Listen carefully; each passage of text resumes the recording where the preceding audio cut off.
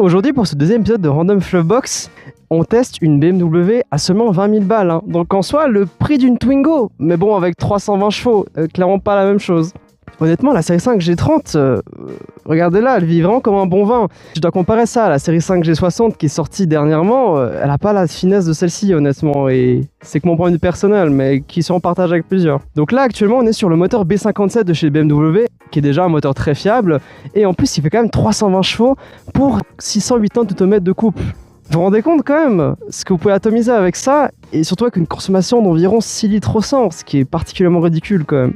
Honnêtement, niveau fiabilité, actuellement celle-ci à 220 000 km avec aucun souci majeur, ce qui est plutôt une bonne chose. Décompte quand même 0 à 100 en 5 secondes 2.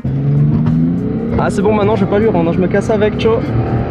Puis honnêtement, si je regarde l'intérieur, alors effectivement la classe E équivalente des mêmes années a quand même un peu mieux vieilli. On est quand même sur une console qui se rapproche beaucoup de ce que faisait BMW dans les années 2000 et 2010.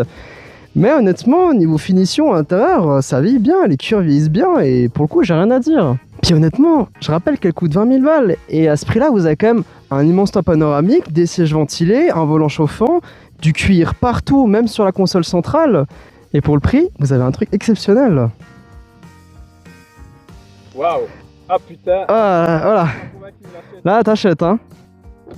Le soft close. Et sur celle-ci, il y a quand même une option exceptionnelle, les pneus semi-slick. Et c'est aussi important de le mentionner qu'elle a quand même l'option PACM pour le châssis, ce qui lui donne quand même un comportement exceptionnel comme mon acolyte est en train de tester. Et là, du coup, on va demander l'avis au propriétaire. Si tu devais résumer ta voiture en 3 mots, tu dirais quoi?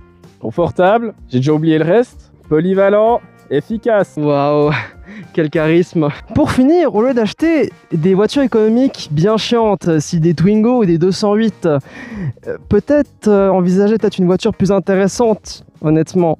Et merci d'avoir suivi cet épisode de Random Fluffbox. C'était Cranberfy et à la prochaine.